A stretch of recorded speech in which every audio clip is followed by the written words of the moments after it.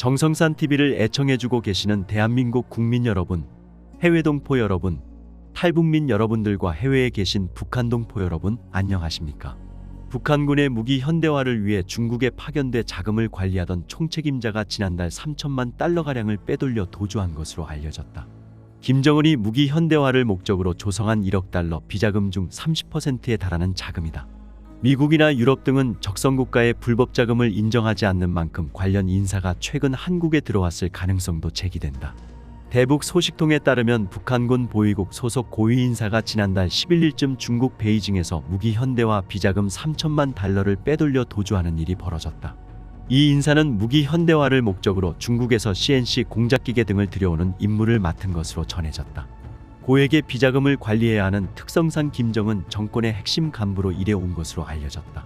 북한 사정에 밝은 대북 소식통 김정은 정권의 특명을 받고 중국에서 정밀 공작기계 등 군수물자를 밀수해오는 자금 총책이 도망간 것이라며 북한군 자체 무기 현대화 필요성도 있고 무엇보다 러시아에 무기 공급을 준비하는 과정에서 중국에 막대한 자금을 들였다가 벌어진 일이어서 내부 동요가 상당할 것이라고 말했다. 다만 이 인사가 거액을 현금으로 가지고 나왔는지 계좌에 입금해 빼돌렸는지 등은 구체적으로 확인되지 않았다.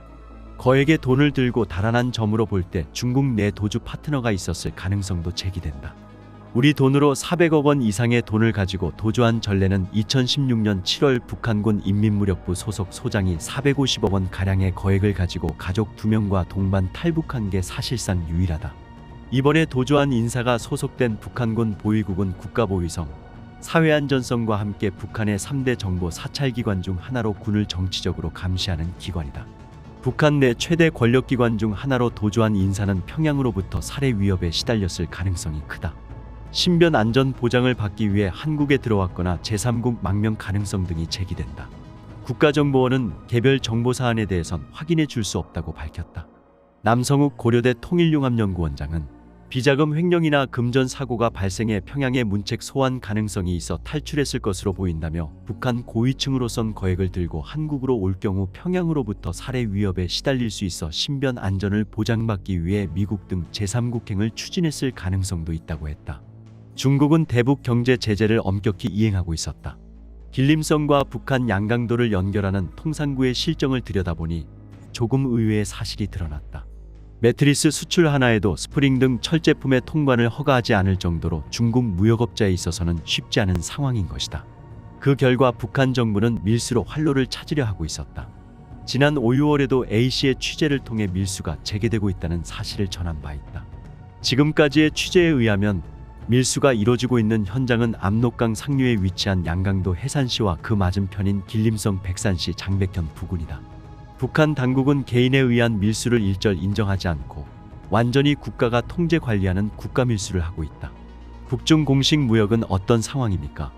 중국 당국이 수출의 제재 기준을 엄격히 지키고 있어서 무역업자는 애를 먹고 있다. 예를 들어 제재 품목 중 철제품이 있는데 매트리스를 수출하려면 지퍼와 스프링을 제거해야 한다. 코로나 전부터 무역을 해온 업자들이 이렇게까지 깐깐하게 확인할 필요가 있느냐고 말할 정도다. 북한 측 태도는 어떻습니까? 이전에는 북한의 생활이 어려운 것을 알고 있기 때문에 중국 업자가 북한의 지원도 많이 했는데 일체 그런 거 받지 말라는 방침이 있어서 도와주려고 해도 받지 않는다. 식량 등을 원조하려고 해도 받지 않는 것이다. 받으면 조사 대상이 된다고 한다. 그래서 보낼 거면 차라리 그걸 중국에서 팔아서 돈을 벌라고 북한 당국이 말하고 있다고 한다. 북한에 무엇을 수출하고 있습니까? 대부분 원료다. 가공이 끝난 모제품의 원재료를 수출하고 북한 국내에서 속눈썹과 가발로 가공된 것을 다시 중국이 수출하고 있다. 그리고 배터리, 자동차와 자전거 부품은 제재 대상이라서 밀수하고 있다. 북한이 개인 장사를 통제하기 때문에 장마당에서 그대로 팔릴 만한 의류 기제품이나 영어 문자가 적힌 듯한 상품은 수출할 수 없다고 한다. 밀수는 지금도 성행하고 있습니까? 중국 당국의 세관 검사가 엄격하기 때문에 업자는 밀수로 빠지고 있다. 화장품 원료를 팔아서 대가로 동정광 동제련에 사용되는 원료를 받은 사람도 있다. 북한에게서 차로 동정광 30톤을 받기 위해 3만 위안을 중국 측 국경경비대에 뇌물로 줬다고 한다. 밀수에서는 무엇을 주고받습니까? 북한 측이 요구하는 것은 천, 식량, 자동차 부품, 타이어, 생고무, 차량 등이 많다. 그들은 현금이 없기 때문에 물건으로 지불하고 싶다고 협상해 온다. 북한이 국가밀수로 통제를 강화한 영향은 없습니까? 감시와 통제가 심해져서 중국업자는 하기 어렵다고 말하고 있다. 북한 세계 부서에서 사람이 나와 중국업자를 강변에 세워놓고 신분과 회사 조회를 한다. 또한 어떤 방식으로 물건을 보내는지 업자를 한 명 한 명 불러 확인하는데 조금이라도 수량 등의 착오가 있으면 거래를 중단시킬 정도라고 한다. 북한은 어떻게 무역 대가를 지불하고 있습니까? 대금의 30%는 중국에서 지불하고 나머지는 북한 국내에서의 이익으로 지불하고 있다. 하지만 북한 쪽에는 중국 위안이 없기 때문에 농산품과 특산품, 광석 등으로 정산하고 있는 것 같다. 북한에게서 대가로 물건을 받을 수 없는 경우에는 중국으로 노동자를 파견해 노동자가 번 돈으로 무역 대금을 지불하겠다는 요구도 있다. 예를 들어 자동차 일대 금액이 2만 위안이라면 북한은 노동자 10명을 중국 기업에 파견해 일한 만큼 차대를 내는 방식이다. 중국 당국은 밀수에 대해 어떤 대응을 취하고 있습니까? 6월 말 북한과 밀수를 하지 말라. 만일 문제가 발생해도 도울 수 없다라는 통달이 당국에서 내려왔다. 중국 업자에게도 밀수는 리스크가 커서 가급적 관련되지 않도록 하는 곳도 있다. 일련의 취재를 통해 유엔 안보리 상임이사국인 중국이 대북 경제 제재를 지금도 엄격히 유지하고 있음이 드러났다. 북중 관계가 꼭 양호하다고만은 말할 수 없는 현실이 반영된 것일지도 모른다. 북중 무역은 신의주 단동간이 전체의 약 70%를 차지한다고 한다. 또한 서해안인 남포에서의 취급량이 코로나 이후 급증하고 있다.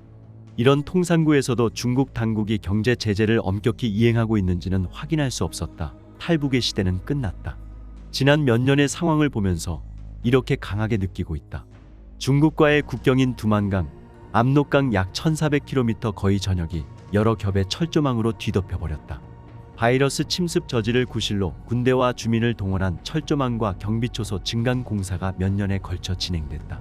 전류를 흘려보내는 설비도 증설됐다. 2020년 8월 국경 하천 인근 지역을 완충지대로 정해 무단으로 접근하는 자는 경고 없이 사격한다는 사회안전성 명의의 포고가 철도역과 공공장소에 나붙었다. 그것을 협조자 중 한 명이 뜯어 가지고 와서 촬영해 메일로 보내왔다. 포고문에는 국경의 완충지대에 들어가는 사람과 가축은 무조건 예고 없이 사격한다고 적혀 있었다. 김정은 정권이 중국과의 국경 경비를 엄중하게 한 이유는 탈북과 밀수의 저지뿐이 아니다. 2000년대 중반부터 한류 드라마를 필두로 영화나 음악 등의 한국 정보가 북한 국내에서 크게 유행했는데 그 대부분은 중국 국경에서 유입된 것이다. 중국 휴대전화가 대량으로 밀반입돼 한국과 일본에서 북한 국내와 통신하는 것이 가능해졌다. 탈북자들은 가족에게 암송금도 가능해졌다. 중국과의 국경은 사람, 물건, 돈, 정보가 오가는 통로가 됐다. 폐쇄가 존립의 조건인 북한 체제에 있어 간과할 수 없는 사태가 계속 이어지고 있던 것이다. 현재 일본 오사카와 수도권에 약 200명의 탈북자가 살고 있다.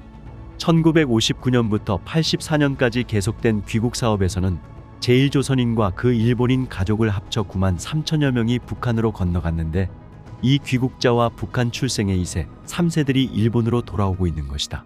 그들은 제일 친족인 척하며 아들, 딸 친형제와 편지를 주고받고 현금과 짐을 보내왔다.